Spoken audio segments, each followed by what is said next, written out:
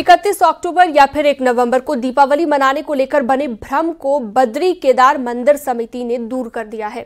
1 नवंबर को दीपावली मनाने का ऐलान किया गया है। साथ ही 1 नवंबर को बद्रीनाथ में शाम की आरती होगी। 4:45 पर कराने का मंदिर समिति सीईओ ने चिट्ठी जारी की है।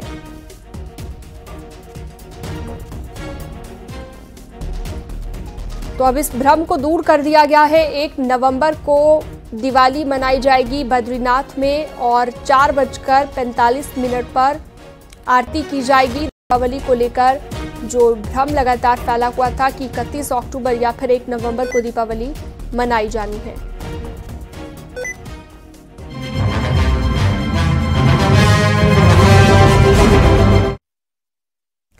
आगे बढ़ते हैं और अब बात कर लेते हैं संगम नगरी प्रयागराज की, जहां पर महाकुंभ की तैयारियां लगातार जारी है। 13 जनवरी 2025 से महाकुंभ का आगाज हो रहा है। इस बार अखाड़ों की पेशवाई को लेकर एक बड़ा फैसला हुआ। इस बार पेशवाई में हाथी को जुलूस में शामिल नहीं किया जाएगा और इसके पीछे वजह क्या है, आपको इस रिपोर्ट के जरिए दिखाते हैं।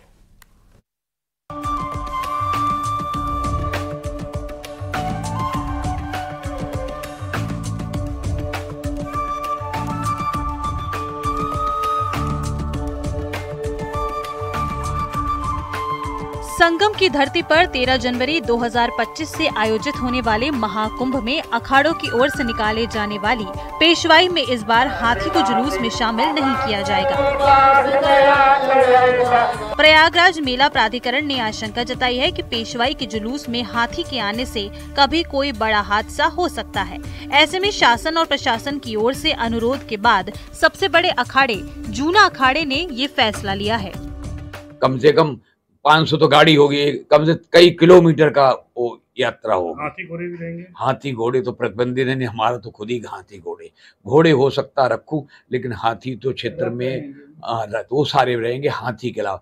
नहीं तो हमारी तो शोभा हाथी की होती है। लेकिन कई ऐसी घटनाएं घट गई जिससे शासन प्रशासन द्वारा भी उन्होंने अनुरोध किया कि महाराज जी और सब साधन रखिए, हाथी को मत लाइए। संगम की धरती पर हर 6 साल में लगने वाले कुंभ और 12 वर्ष में लगने वाले महाकुंभ में सभी 13 अखाड़े शामिल होते हैं। इन अखाड़ों से जुड़े आचार्य, महामंडलेश्वर, महंत, श्री महंत और नागा सन्यासी मकर संक्रांति, मौनी अमावस्या और बसंत पंचमी के पर्व पर शाही स्नान करते हैं। कुंभ और महाकुंभ की शोभा वास्तव में इन अखाड़ों के नागा सन्यासियों के आने से होती है।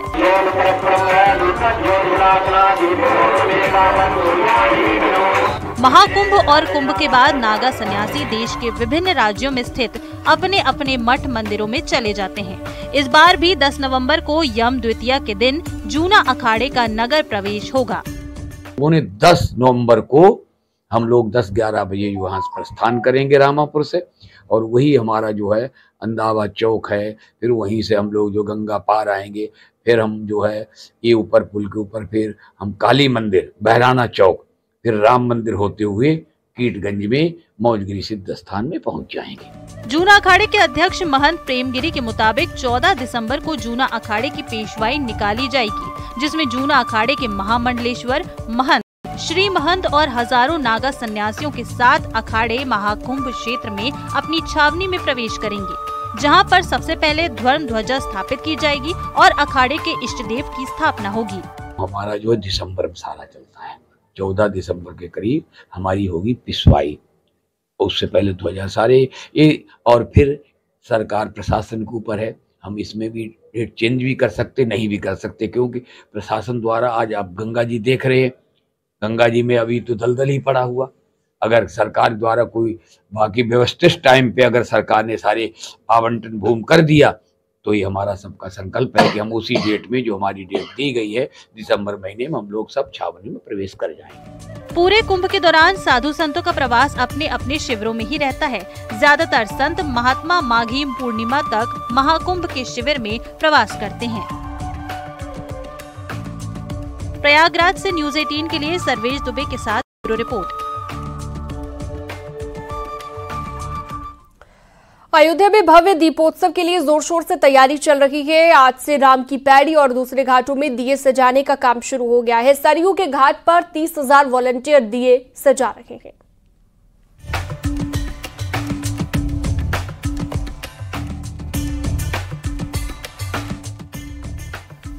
अयोध्या में इस बार 8वां दीपोत्सव होगा, जो बेहद ही भव्य होने वाला है। दीपोत्सव के बड़े आयोजन में कोई कसर न रह जाए, इसके लिए प्रशासन युद्ध स्तर पर जुटा है। दीपोत्सव के लिए सरयू घाट पर दिए लगाने का काम भी शुरू हो चुका है। अयोध्या में 28 लाख से ज्यादा दिए पहुंचे हैं। अवध विश्वविद्यालय के लगभग 30,000 वॉलंटियर 55 घाटों पर दीपक सजा रहे हैं। रामलला इस साल की शुरुआत में अपने स्थान पर विराजमान हुए थे, जिसके बाद ये पहली दिवाली होने जा रही है। 30 अक्टूबर को अयोध्या में 25 लाख दिए जगमग होंगे। सरयू के घाटों में दियों की रोशनी दूर दूर प्रकाश फैलाएगी। 8वें दीपोत्सव की तैयारी में जिला प्रशासन की पूरी नजर है। अयोध्या में 25 लाख दिए जलाकर जहां कीर्तिमान बनाया जाएगा, तो वहीं मल्टीमीडिया शो, लेजर शो आकर्षण के केंद्र में रहेंगे।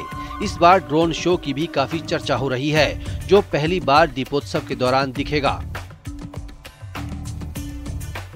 1100 लोग सामूहिक तौर पर मुख्यमंत्री के साथ सरयू आरती कर कीर्तिमान बनाएंगे। भरत कुंड के साथ सभी प्रमुख प्राचीन मठ मंदिरों में भी पिछले सालों की तरह ही दिए जलाए जाएंगे। राम पथ पर 17 झांकियां निकाली जाएंगी। अयोध्या में जगह जगह पर आधुनिक लाइट लगाई जा रही है।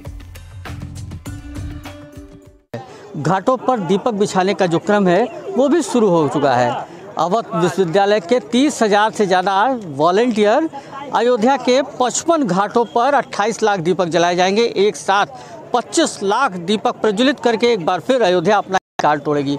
इसमें तमाम जो डिग्री कॉलेज हैं, इंटर कॉलेज हैं, इसके साथ साथ समाज सेवी संगठन के वॉलंटियर हैं और तमाम बच्चे यहाँ पहुँचे हैं। हम लोगों को 4 घाट मिला है, 24, 25, 26, 27, जिसमें किसी में 11,000 है, किसी में 16,000 है, किसी में 16,500 है। जैसे सब दीपक की संख्या मिली हम लोगों को। इसकी साइज क्या है? ये जो एक आकार है इसकी साइज 16 बाई 16 कितने दीपक बिछाए? 256 दीपक। अच्छा, ये जो 256 का ब्लॉक है, ये एक घाट पे जो 11,000 दीपक जाए, इसको कैलकुलेट करके रखा है। हाँ, कैलकुलेट कर। कितने बच्चे भी आपके यहाँ इस एक घाट पे हैं? एक घाट पे लगभग 200, 250, 300 ऐसे लगभग। अयोध्या में दीपोत्सव से पहले उत्साह देखा जा रहा है। देश भर से आ रहे श्रद्धालु अयोध्या में माता लक्ष्मी और गणेश जी की प्रतिमा के साथ रामलला की भी प्रतिमा की खरीदारी कर रहे हैं। अयोध्या समेत देश के विभिन्न हिस्सों में इस समय गणेश लक्ष्मी के पूजन की विधा है। दीपावली लक्ष्मी और गणेश के पूजन का दिन माना जाता है, लेकिन अयोध्या आने वाले श्रद्धालु जो अयोध्या के दीपोत्सव में शामिल होंगे, रामलला का दर्शन करने के बाद दीपावली मनाएंगे। दीपोत्सव की तैयारियां जहां जोरों से चल रही हैं, तो वहीं सुरक्षा के भी कड़े इंतजाम किए जा रहे हैं। एडीजी लखनऊ जोन ने दीपोत्सव की तैयारी के मद्देनजर दूसरे आला अधिकारियों के साथ निरीक्षण किया।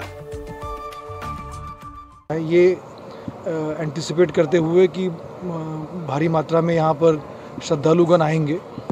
यहाँ की जो मेन चैलेंजेस है उसमें क्राउड कंट्रोल है, और आप जानते हैं इतनी सारी आतिशबाजी होती है, तो उसको सेफ तरीके से कराना है। चूँकि ये कई वर्षों से कार्यक्रम हो रहा है, तो यहाँ पर सभी व्यवस्थाएं पहले से ही एक सेट तरीके से की जा रही है।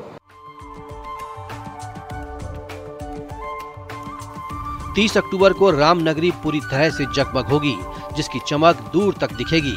पूरी दुनिया की नजर इस दीपोत्सव पर है। दीपोत्सव के लिए अयोध्या पूरी तरह तैयार है। अयोध्या से न्यूज़ 18 के लिए निमिष गोस्वामी की रिपोर्ट।